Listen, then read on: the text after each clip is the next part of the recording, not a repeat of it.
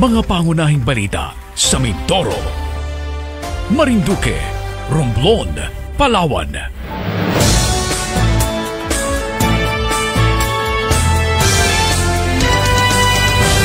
Mimaropa News on the Go.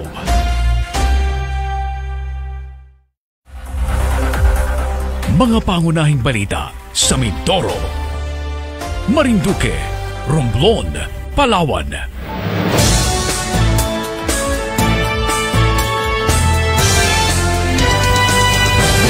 Mimaropa News on the Go.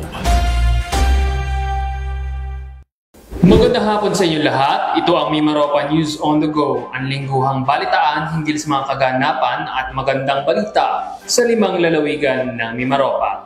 Ito po si Joshua Sugay para sa edisyon ng araw ng Biyernes, 26 ng Abril sa taong 2024. Sa ulo na ating mga balita, pagdiriwang ng ika-114 na anibersaryo ng pagkakatatag ng bayan ng San Jose, nagsimula na. 20 laptops ipinamahagi ng DICT sa mga estudyante sa Calapan City. 1.8 million pesos ipinagkaloob ng pamahalaang panlalawigan sa mga MSMEs sa Buwak. DSWD namahagi ng ayuda sa mga barangay health workers sa Romblon. Plastic kalikasan inilunsad sa Puerto Princesa sa pagdiriwang ng Earth Day. Pangulong Bongbong Marcos namahagi ng tulong sa mga Mindoreños. Dumako na tayo sa mga balita mula sa 5 lalawigan sa rehiyon. Pagdiriwang ng ika-114 na taong pagkakatatag ng San Jose, sinimulan na. Ang balitang yan mula kay Voltaire Dequina. Nagsimula na ang halos isang linggong pagdiriwang ng kapistahan ng patron at ika-114 na anibersaryo ng pagkakatatag ng bayan ng San Jose. Kabilang sa mga aktibidad ngayong unang araw ang karakol, pamaguhan sa pandurukan, fluvial parade at gabi ng pamayanan. Ayon kay Konsehal Mirna Zapanta, ang karakol ay sayaw ng papuri sa patrong San Jose ang manggagawa bilang pasalamat sa pagpapalang nakamit ng bayan. Habang sumasayaw ay inilibot ang imahe ni San Jose sa pangunahing lansangan ng poblasyon. Samantala, kasalukuyan namang ginaganap ang Pamaguan Festival, isang pagdiriwang para sa magandang ani ng mga magsasaka at mangingisda ng San Jose. 5 barangay ang nagtayo ng kubol na naglalaman ng kani-kanilang mga ani, kabilang ang Barangay Central, Muita, Monteclaro, Mabini at Ansiray. Pararangalan din sa pamaguhan ang pinakamasarap na luto ng longganisa na ayon kay Municipal Tourism Officer Roxanne De Vera ay isinasaayos upang maging one town, one product o OTOP ng San Jose. Voltaire Dequina, nag-uulat para sa PA Mimaropa News on the Go. 20 laptops ipinamahagi ng DICT sa mga estudyante sa Calapan City. Nag-uulat si Dennis Nebrejo. Dahil na rin sa kahilingan ng mga mag-aaral ng Community Vocational High School or CVHS Bayanan Dos Campus sa lungsod ng Calapan na sila ay maging bahagi ng Project CLICK o Courses for Literacy on Internet and Computer Knowledge na mahagi ang Department of Information and Communications Technology o DICT ng 20 notebook laptop upang magamit ng mga ito sa pagsasanay. Sinabi ni DICT Oriental Mindoro Provincial Officer Engineer Norly Tabo na malaki ang may tutulong ng laptop sa mga estudyante gayon din sa mga non-teaching personnel ng CVHS upang mapalawak pa ang kanilang kaalaman sa larangan ng digital literacy at pagsasanay ng cyber hygiene. Dagdag pa ni Tabo, ang Project CLICK ang siyang magbibigay ng mga tamang pagsasanay at sapat na digital tools upang mapakinabangan ng mga benepisyaryo ang pinagkakaloob na kakayahan na kanilang inaalok. Dennis Nebrejo ng PIA Oriental Mindoro nag-uulat para sa Mimaropa News on the Go. 1.8 million pesos ipinagkaloob ng pamahalaang panlalawigan sa mga MSMEs sa Buwak. Ang balitang yan, alamin mula kay Romeo Mataak Jr. Namahagi ng cash assistance ang pamahalaang panlalawigan ng Marinduque sa mga magsasaka, mangingisda at maliliit na negosyante o yung mga nasa sektor ng micro, small, medium enterprises sa ilalim ng programang Loan Assistance Venture.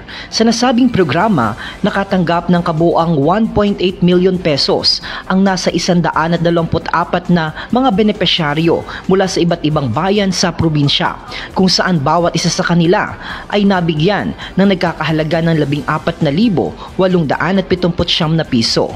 Ito ay bahagi ng inisyatibo ni Governor Presbitero Velasco Jr. na naglalayong makapagbigay tulong pinansyal sa mga negosyante.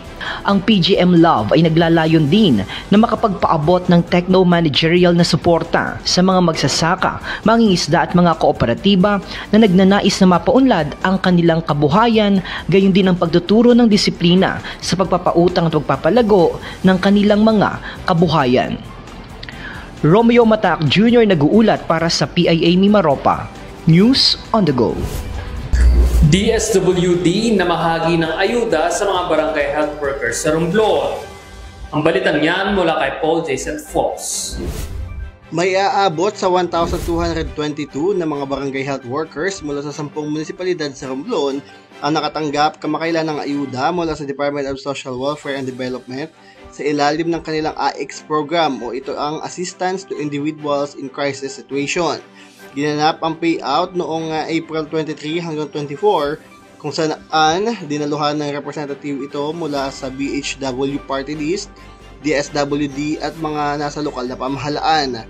Ayon kay DSWD Romblon Team Leader Abigail Fitilo, kabuo ang 3,058,000 pesos ang naipamahagi ng DSWD sa mga barangay health worker. Mula umano sa AX Fund ng BHW Party List ang ipinamahagi sa probinsya. Sinabi naman ni Pitilo na inaasahan sa second batch ng distribusyon, mabibigyan ng iba pang BHW mula sa mga natitirang munisipyo sa Romblon na hindi na isama sa unang batch. Mula Romblon, Paul Jason Foss nag-uulat para sa PIA Mimaropa News on the go. Plastic kalikasan inilunsad sa Puerto Princesa sa pagdiriwang ng Earth Day. Ang buong detalye mula kay Orlan Habagan. Inilunsad sa lungsod ng Puerto Princesa ang plastic kalikasan kasabay ng pagdiriwang ng Earth Day at ika-8 episode ng Save the Puerto Princesa Base Program noong April 22, 2024. Ang plastic kalikasan na may temang Planet versus Plastics ay isang advokasya ng Department of Environment and Natural Resources o DENR para mapangalagaan ang kalikasan laban sa pollution ng plastic. Sa paglulunsad nito sa lungsod, binigyang diin ni DENR EMB Regional Director Joamil Salino ang kahalagahan ng kaalaman sa pagkukusa na iwasan ang paggamit ng single-use plastics. Ayon kay Director Salino, batay sa United Nations Environment Program, 1 milyong plastics ang naibebenta kada minuto habang aabot naman sa 5 trilyong plastic bags sa buong mundo kada taon. Nangako naman si Director Salino ng 100% ng pagsuporta sa Save the Puerto Princesa Base Program na sana aniya ay magawa rin ito sa iba pang lugar sa bansa. Para sa Mimaropa News on the Go, Orlan Habagat ng PIA Palawan, nag-uulat. Pangulong Bongbong Marcos na mahagi ng tulong sa mga Mindoreños. Panoorin ang balitang ito. Pinangunahan ni Pangulong Ferdinand Bongbong R. Marcos Jr. ang pamahagi ng iba't ibang interbensyon ng gobyerno na paikinabangan na mahigit 2,000 Mindoreños sa Occidental Mindoro. Sa kanyang talumpati, inilahad ni Pangulong Marcos sa mga ulat tungkol sa matinding epekto ng El Nino sa lalawigan na nagtulak umano sa kanya na bumisita. Dahil dito, nagsagawa siya ng ocular inspection sa isa sa mga apektadong bukirin sa munisipalidad ng Barangay Central. Kasabay ng pagbisita ng Pangulo, ginawaran ng Department of Agriculture ng 2 unit ng combined rice harvesters at 4-wheel drive tractors mula sa PhilMec. 7 unit ng fishing boat, 7 unit ng fish aggregating devices, 8 unit ng marine makina, chest freezer na may lalagyan, at 35 set ng gill nets mula sa Bureau of Fish and Aquatic Resources o BIFAR ang mga benepisyaryong magsasaka at mangingisda. Binigyan din ng tulong pinansyal mula sa Department of Social Welfare and Development, Department of Labor and Employment, DA Rice Farmers Financial Assistance o RFFA, at Technical Education and Skills Development Authority o TESDA ang mga nasabing benepisyaryo. Bukod pa rito, iginawad rin ng National Irrigation Authority ang mga proyekto ng solar pump irrigation at communal irrigation sa mga asosasyon ng patubig sa lalawigan. Ayon kay Pangulong Marcos, nais din niya magtayo ng dam para pandagdag sa irigasyon sa mga munisipalidad ng San Jose hanggang Magsaysay. Binigyan din ni PBBM na kahit na may kompleto agricultural inputs, negatibong naapektuhan ang ani ng mga magsasaka kung sila ay walang sapat na irigasyon. Joshua Sugay, nag-uulat para sa PIA Mimaropa, News on the Go. At dito nagtatapos ang isa na namang edisyon ng Mimaropa News on the Go. Makibalita, makialam at maging mapanuri sa mga kaganapan sa ating rehiyon. Hatid sa inyo ng Philippine Information Agency Mimaropa, ito ang Mimaropa News on the Go. Ako si Joshua Sugay, hanggang sa susunod na edisyon. Magandang hapon! Mga pangunahing balita sa Mindoro, Marinduque, Romblon, Palawan.